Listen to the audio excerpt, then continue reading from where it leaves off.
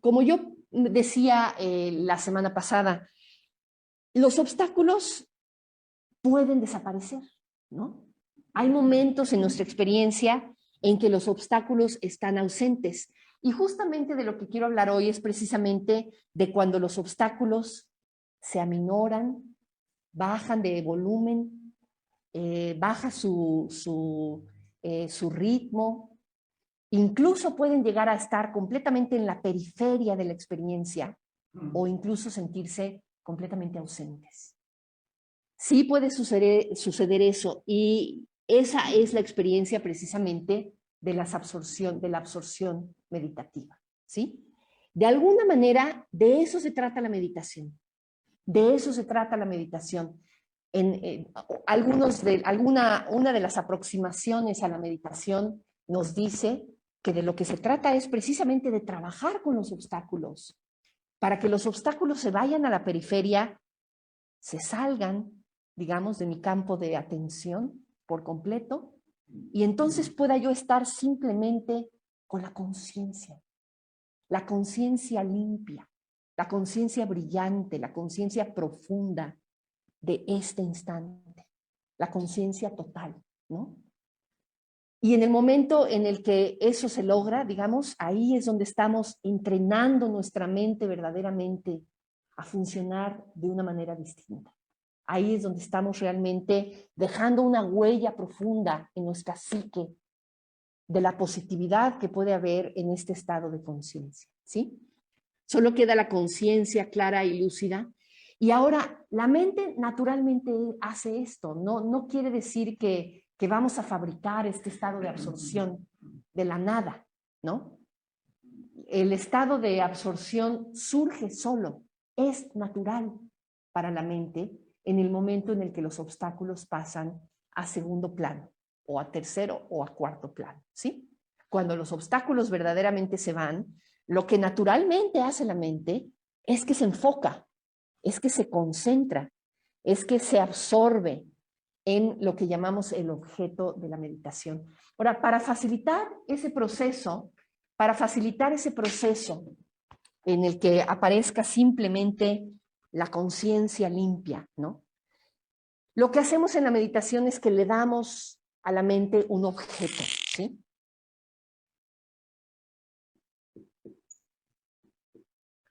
Todas las meditaciones, como les decía yo hace ratito, tienen un objeto, el objeto de la meditación. En el caso de la meditación que acabamos de hacer, pues el objeto es la respiración, ¿verdad? Y muchísimas meditaciones trabajan con la respiración, pero no es el único objeto de meditación. Hay meditaciones, por ejemplo, que trabajan simplemente contemplando una vela o contemplando un disco de color que se llama casina, o pueden ser meditaciones que tienen que ver con contemplar una imagen búdica en las profundidades de la mente, o meditaciones que tienen que ver con contemplar y alimentar una emoción, ¿no? Como la metta bhavana. La metta bhavana también tiene un objeto, ¿no? La práctica del desarrollo del amor incondicional, pero ese objeto es una emoción, es un estado emocional particular que queremos ubicar y que queremos alimentar, ¿no? Entonces, todas las meditaciones tienen un objeto. Ahora, la idea del objeto es que se lo pongas ahí delante a la mente, para que la mente pueda unificarse, enfocarse y entonces absorberse en el objeto de la meditación. Se logra esta absorción, digamos, la absorción implica que todas tus energías están fluyendo, toda tu intención, todo tu interés está fluyendo hacia ese único objeto. Y de pronto es como si el objeto captara toda la atención y de pronto la conciencia pudiera brillar en torno a ese objeto. Ahora, el objeto de la meditación es entonces una herramienta. Es una herramienta para que ocurra ese proceso. Que a la mente no le podemos simplemente decir, a ver, absórbete, a ver, concéntrate, ¿no? A la mente la podemos invitar a que se concentre en algo, en algo. Y sabemos, ¿verdad? Sabemos concentrar la mente, es algo que todos sabemos hacer. Cuando te pones a cocinar, no sé si a alguno de ustedes les guste cocinar, y que estás ahí trabajando concentradamente con tu cocina, cortando tus cebollitas, partiendo la lechuga, friendo las tortillas. Estás concentrado, estás enfocado, enfocada en lo que estás haciendo, ¿sí? Pues todos sabemos a qué se refiere esto de concentrarse, ¿verdad? Lo que pasa es que generalmente nuestra capacidad de concentración es muy chiquita. Y lo que hacemos en la meditación es entrenar que esa concentración sea más profunda y que dure más, ¿no? Porque esa concentración es lo que finalmente nos va a abrir la puerta al estado de absorción meditativa, al estado de conciencia de la mente. Se les llama a estos estados de conciencia de absorción meditativa, se les llama dhyanas. La palabra es una palabra sánscrita, dhyana, y también existe en Pali. En Pali es, en Pali es, ¿cómo? J, por aquí la tengo. J-H-A-N-A. J-H-A-N-A. Y creo que esta A lleva por ahí una rayita encima, que no sé qué significa, pero bueno, Yana. En Pali, Dhyana en sánscrito. La traducción de estas palabras es diversa. Muchas veces se traduce simplemente como meditación, porque de acuerdo a algunos meditadores, la verdadera meditación es cuando se alcanzan estas absorciones meditativas, ¿no? Entonces, a veces se traduce solamente como meditación, a veces se traduce como concentración, ¿no? Y a mí la traducción que más me gusta es esta que aparece en el pizarrón, absorción, absorción meditativa. Me gusta la palabra absorción porque tiene este sentido como de juntar, como de cohesionar, ¿verdad? Todas las energías, eso, en el objeto de la meditación. Entonces, eso es lo que significa la palabra dhyana. Se dice que son estados alterados de conciencia, las dhyanas. Son estados alterados de conciencia en el sentido de que no es la manera ordinaria en la que funciona nuestra conciencia, ¿no? Nuestra conciencia ordinaria, pues esta con la que vamos al súper y con la que pagamos la tarjeta de crédito y con la que funcionamos cotidianamente, pues sí, es muy útil, es muy buena, pero es una conciencia más bien dispersa, más bien enfocada en cuestiones de hacer, ¿no? En cuestiones conceptuales, ¿no? La conciencia, los niveles alterados o los niveles de supraconciencia, como las dhyanas, son estados, digamos, en donde hemos llevado a la conciencia a un estado muy elevado, a un estado muy intensificado, ¿no?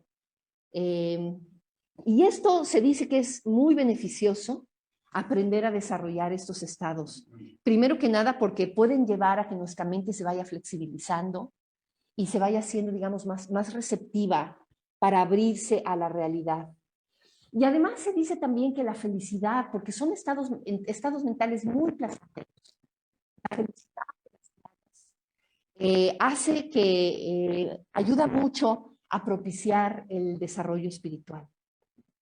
De hecho, el Buda, cuando el Buda estaba en su camino hacia la iluminación, él tuvo un recuerdo muy hermoso de que él a los 6 años de edad, estando en un ritual que se estaba haciendo su padre, el regente de la tribu, estaba haciendo un ritual que se conoce como la ceremonia del arado, y a Siddhartha lo dejaron sentadito debajo de un árbol, le dijeron que se quedara ahí quietecito, y se quedó ahí quietecito esperando, y tuvo una experiencia espontánea de una absorción meditativa, precisamente.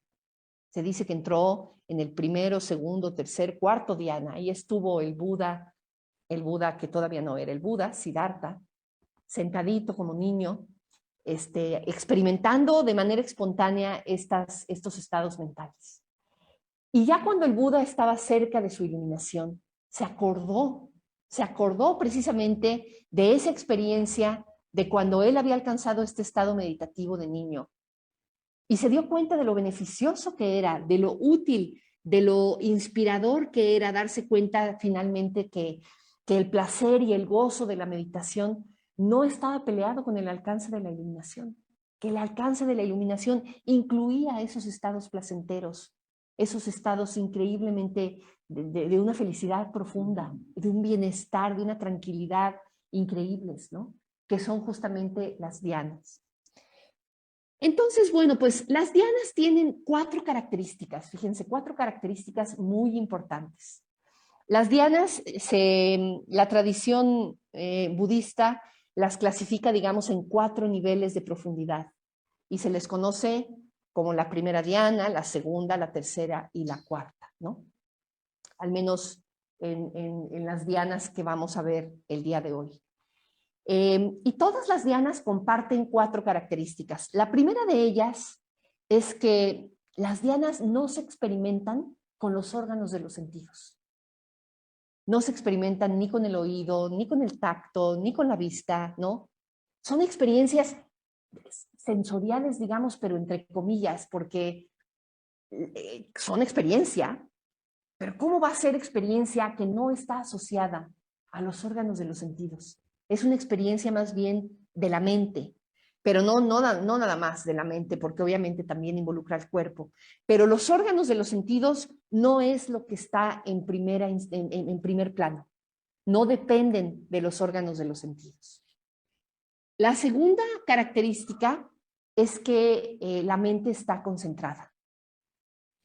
Hay una armonización de nuestras energías que fluyen todas en una misma dirección, ¿no? Entonces la mente está concentrada, está interesada en una sola cosa, que es el objeto de la meditación, y está concentrada en ese objeto, ¿sí? La tercera característica de las dhyanas es que son experiencias muy gozosas, muy placenteras. Tanto físicamente se pueden sentir así casi como escalofríos, como una energía que se libera en el cuerpo, un pequeño temblorcito. Se puede experimentar también un gran placer mental, de tranquilidad, de luz, de calma, de armonía, de una sensación de que nada falta, ¿no? Que son increíblemente placenteras las dhyanas. Y la cuarta característica de las dhyanas es que los pensamientos pasan completamente a segundo plano. Dependiendo de qué nivel de dhyana estemos hablando, hay algunos niveles de dhyana en donde los pensamientos están completamente ausentes, ¿no? Pero si no están completamente ausentes, sí por lo menos ya se fueron completamente al segundo, tercer plano, ¿no? Ya están completamente en el trasfondo los pensamientos. No son lo que está dominando la experiencia. Entonces, esas características tenemos en los 4 dhyanas.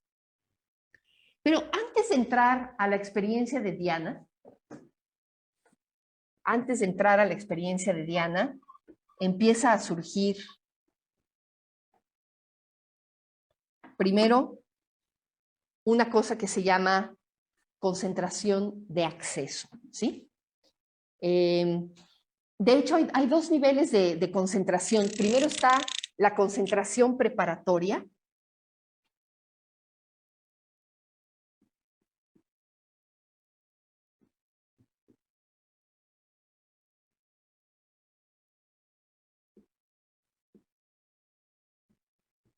Y luego está la concentración de acceso.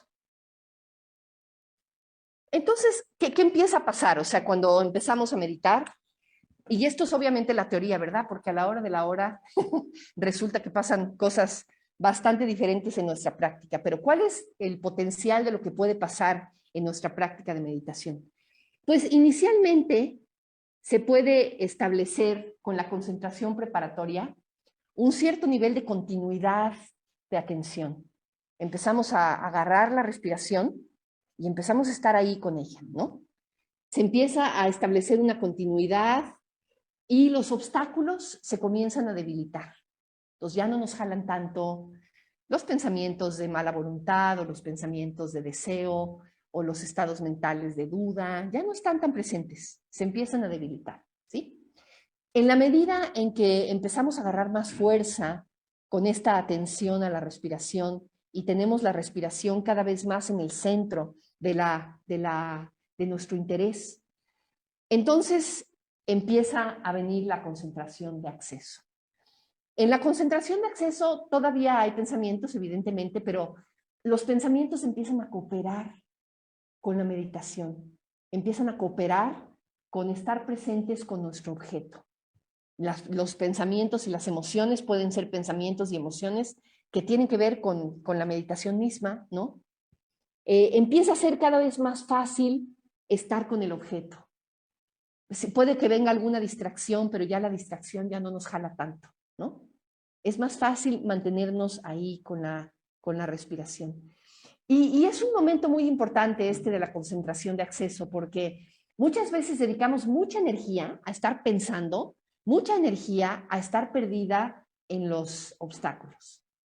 Cuando los obstáculos se debilitan, toda esa energía se hace disponible y podemos dedicar, si lo logramos, podemos dedicar toda esa energía a ponerla en el objeto de la meditación y entonces se puede intensificar la concentración. Y en la medida en que se va intensificando la concentración, entonces sí aparecen los estados de dhyana, ¿no? Y los estados de dhyana se pueden narrar o se pueden describir en términos psicológicos, es decir, en términos de qué está sucediendo con la mente en un momento dado, y también usando metáforas. El Buda usó unas metáforas, unas imágenes súper bonitas para referirnos a las dhyanas. Ahorita les voy a compartir las imágenes de los suttas, ¿no? Pero primero que nada,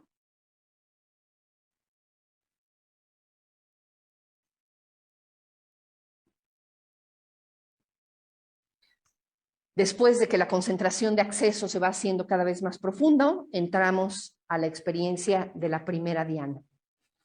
La experiencia de la primera dhyana tiene la característica de que representa la concentración y la unificación de todas nuestras energías, ¿no? De pronto, toda yo estoy ahí observando la respiración, interesada en la respiración. Generalmente nuestras energías están divididas y están fragmentadas en una serie de intereses que se están ahí como que peleando, ¿no?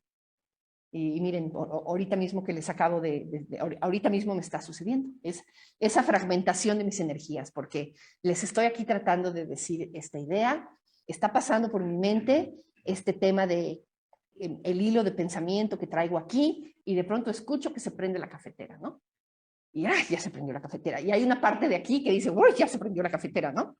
Pero hay otra parte que dice, ah, no, pero ya se paró Moksharati a apagar la cafetera. Uy, que Moksharati es súper lindo. ¿Qué haría yo sin Moksharati, no? Y todo esto está sucediendo al mismo tiempo que yo les estoy tratando de comunicar una idea, ¿no? Reconocen esa experiencia y miren que tratar de comunicar una idea, digo, requiere de un cierto nivel de foco, ¿verdad? Pero aún que estoy enfocada diciéndoles todo esto, hay parte de mi energía que está ahí por aquí, saltando por acá y por allá, ¿no? Me estoy preguntando si está Elena ahí del otro lado de la pantalla, me estoy preguntando si está Laura ahí del otro lado de la pantalla y en mis alucines, y ya se podrán imaginar, ¿no? Mi mente en su fragmentación cotidiana. Pero cuando alcanzamos la primera dhyana, esa fragmentación por unos momentos cesa y entonces todas tus energías, todo tu interés fluye en la misma dirección. Todavía hay pensamientos en la primera dhyana, pero son pensamientos que tienen que ver con la experiencia meditativa generalmente. Son pensamientos que no te jalan tanto, que no te ausentan, que no te representan un obstáculo, y que puedes permanecer con eso, ¿no? Tienen una característica muy importante la primera dhyana, de que es muy placentera. Sobre todo las primeras veces que la experimentas, puedes experimentar casi hasta escalofríos, que se te pone chinita la piel, puede haber como estremecimiento, puede haber un sentido así como de que te inunda una especie de algo por dentro, ¿no? Entonces es muy placentera físicamente y también mentalmente, ¿no? Entonces hay mucho gozo, hay mucho placer asociado con la primera dhyana. Y como les decía, todavía hay cierto nivel de actividad discursiva en la mente, ¿sí? Actividad conceptual. Ahora, se dice que la primera diana puede suceder incluso fuera de la meditación. Que puede sucederles, por ejemplo, a artistas cuando están en sus momentos creativos, ¿no? A un pintor que está ahí completamente enfocado, concentrado en su pintura, que puede estar pintando ahí en diana, ¿no? En la experiencia de diana. O podemos estar haciendo, no sé, una lectura, o podemos estar incluso dialogando con un amigo y podemos estar en la experiencia de diana. Nuestro maestro solía decir que a cualquier persona que medite regularmente, la primera diana es accesible, ¿no? Completamente accesible, y seguramente la podemos reconocer.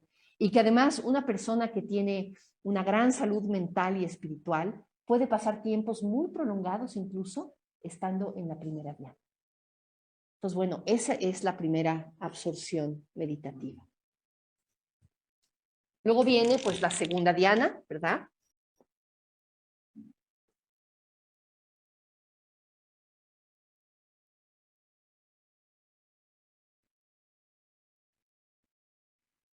En la segunda diana se dice que sigue cierta actividad discursiva, pero muy pequeña. Perdón, la actividad discursiva, aquí ya no hay actividad discursiva. Había actividad discursiva en la primera diana, pero para la segunda diana, la actividad discursiva desaparece, ¿sí? Sigue habiendo una sensación muy placentera, pero sobre todo, tanto física, pero sobre todo mental, ¿sí? Es una experiencia en donde hay una sensación de estar profundamente despierta, consciente, increíblemente alerta. Es así como que si tuvieras tus sentidos todos así, completamente alertas, presentes, ¿no? Sin embargo, la mente está en total silencio. Ahí ya no hay palabras. Entonces, podemos estar en este estado que puede sentirse como un estado de una gran respiración. Se dice, por ejemplo, que también se puede alcanzar este tipo de estado fuera de la meditación, aunque es mucho más raro. Generalmente la segunda diana es accesible básicamente en meditación, pero puede ser que suceda en experiencias fuera de la meditación. Puede suceder, por ejemplo, en una puya, o puede suceder en eso, en una actividad creativa, escuchando música, por ejemplo, o alguna experiencia de ese tipo, en donde estás perfectamente clara, presente, tu conciencia está así brillante y simplemente que no hay pensamiento, ¿no? En la tercera diana, a veces las personas describen la tercera diana como esta sensación en donde te sientes que te unificaste como con el todo, ¿no? La experiencia va un poquito más allá del cuerpo. Ya no estás tan enfocada en los sentidos, en tus sentidos físicos del cuerpo o los sentidos de la audición o de la visión, de tal manera que los sentidos como que se retraen, como que se vuelcan hacia adentro, y el resultado es un poco que como que no sentimos el cuerpo. Puede suceder incluso que toquen el timbre y tú no te enteraste, no escuchaste, ¿no? Porque tus sentidos están completamente volcados hacia adentro.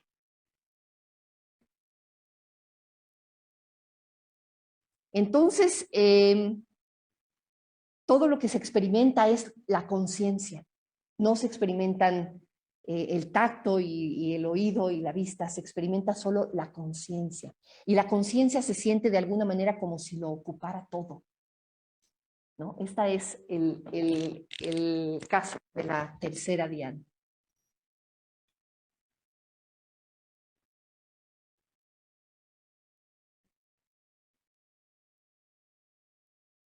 Y la cuarta diana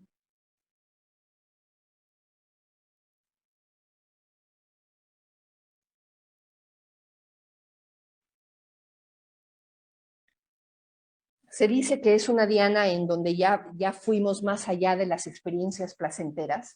Ya ni siquiera se puede decir que sea placentera la diana en términos del cuerpo o de la mente, porque de alguna manera ya se trascendió esa dicotomía, digamos, entre el placer y el dolor. Básicamente la cuarta diana es una diana que está caracterizada por una mente perfectamente ecuánime, perfectamente equilibrada, perfectamente en calma. Se percibe como una paz profunda, como un equilibrio, una armonía, y es casi como si pudieras irradiar luz hacia afuera. Se dice que desde la cuarta diana se puede tener un efecto material casi hacia afuera, ¿no? Se dice que de hecho que la cuarta diana es la base sobre la cual muchos meditadores desarrollan ciertos poderes psíquicos, por ejemplo, ¿no? Ciertos poderes psíquicos como la capacidad de la telepatía, por ejemplo, o la capacidad de infundir una experiencia espiritual en otros, ¿no?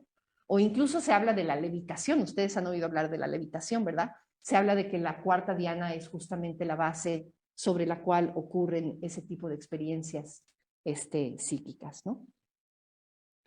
Entonces, bueno, estas son las descripciones en términos psicológicos de las dianas. Y les traigo también una lectura de cómo el Buda describe estas dianas usando imágenes. El Buda describe las dianas usando imágenes que tienen que ver con agua. Es curioso cómo en muchos rinconcitos de la tradición budista encontramos imágenes que tienen que ver con agua para referirnos a la mente, ¿no? Y también para las dianas se habla de imágenes que tienen que ver con agua. Para la primera diana, el Buda habla de una experiencia, digamos, imagínense que ustedes tienen jabón en polvo. Desde la época del Buda aparentemente existía el jabón en polvo, que estaba hecho a partir de plantas pulverizadas, ¿no? Entonces, el jabón en polvo, que le ponemos agua y empezamos a mezclarlo, empezamos a hacer una bolita, ¿no? Imagínense que llega un punto tal en el que todo el jabón que tienes en la mano, todas las polvitos, los pedacitos, las partículas de jabón, ya están impregnadas de agua. Y tienes exactamente la cantidad de agua necesaria para impregnar esa cantidad de jabón. O sea, no hay ni una molécula de agua que sobre, ni tampoco hay ni una molécula de jabón que sobre. Están perfectamente integradas, el agua y el jabón. Entonces puedes pensar cómo queda la bolita de jabón perfectamente húmeda, perfectamente compacta, ¿no? Y esa sensación de integración entre estos dos elementos, ¿no? Agua y jabón, es de la integración que está hablando la primera diana.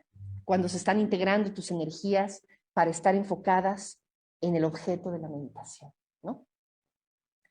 En la segunda diana se habla de una imagen muy bonita. Imagínate que tienes un lago y el lago está alimentado desde abajo por una especie de manantial, por un burbujeo de agua que viene desde abajo. Sin embargo, eso no se ve en la superficie. En la superficie tú tienes un agua completamente calma y en el fondo hay este dinamismo, este movimiento, este permearse de algo que viene de las profundidades y que está infundiéndose hacia las partes altas de la conciencia, ¿no? Entonces, esa es la imagen de la segunda diana. Ese lago o esa poza tranquila que está siendo alimentada desde el fondo por un manantial cristalino, ¿no? En la tercera diana, la imagen es de unos lotos que están dentro de un lago. Imagínense, ustedes saben que los lotos crecen en el fondo del fango de los lagos, ¿no? Ahí tienen sus raíces y las hojas empiezan a crecer, empiezan a desenvolverse y llega un momento en el que la flor de loto está prácticamente ahí abierta, todavía inmersa dentro del agua. Entonces imagínense una flor de loto que está ahí abierta, inmersa, completamente rodeada, completamente permeada por agua. Ese nivel, digamos, como de unificación con el todo de esa flor, ¿no? Que está ahí en el centro de esa laguna. Esa es la imagen para la tercera diana. Y la imagen para la cuarta diana nos cambia un poquito la lógica, porque tiene que ver con agua, pero no tanto. Imagínense que es un día muy caluroso, y que después de haber hecho ejercicio, después de estar cansados, deciden bañarse en una poza de aguas frescas y se bañan y salen de esa poza de aguas frescas completamente limpios y se enredan en una especie de manto blanco, completamente inmaculado, impoluto. Estás ahí y te sientas simplemente a la orilla de la poza a descansar, envuelta en este manto blanco perfectamente limpio. Esa es la imagen para la cuarta diana. Entonces ahí tenemos unas imágenes, se las quería leer, pero pues ya no me da tiempo porque están un poquito larguitas, pero si quieren ahorita se las presto para que las lean directamente en las palabras del Buda.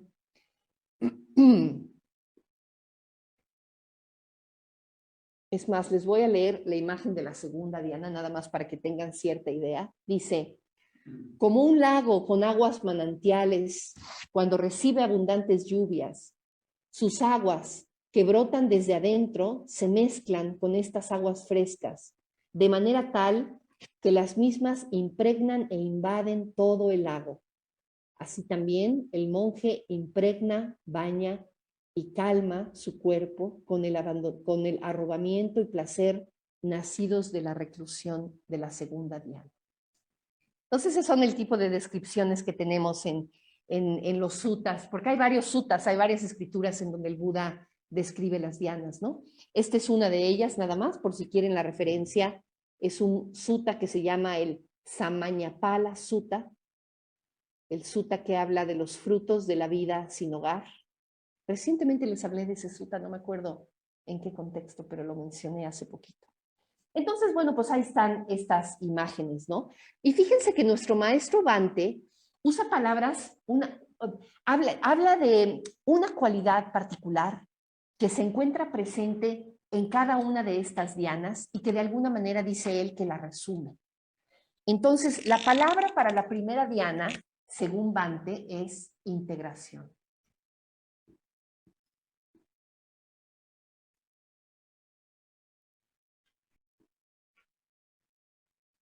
La idea de integrar, ¿no? La idea de juntar, la idea de convocar, digamos, todas las energías y hacerlas fluir en una misma dirección, ¿no? La segunda palabra, la de la segunda diana, es inspiración.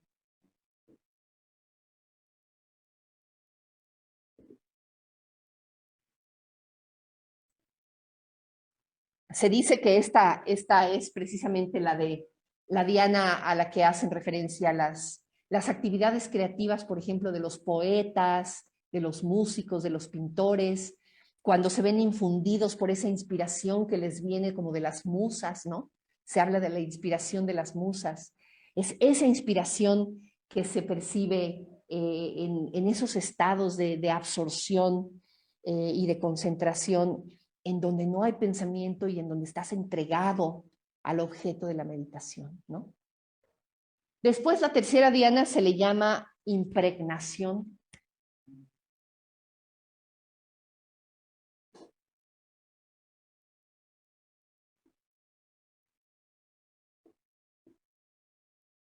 Es, digamos, cuando la mente, cuando la mente y el entorno de alguna manera se impregnan el uno con el otro, ¿no? Y entonces la experiencia de la tercera diana es esta sensación de estar unificada con el todo, de estar en armonía, de estar en concordancia con el todo. No sé si de pronto han tenido este tipo de experiencias en su meditación, ¿no? Que pueden ser súper hermosas. Y por último, la última diana se conoce como la diana de la radiación.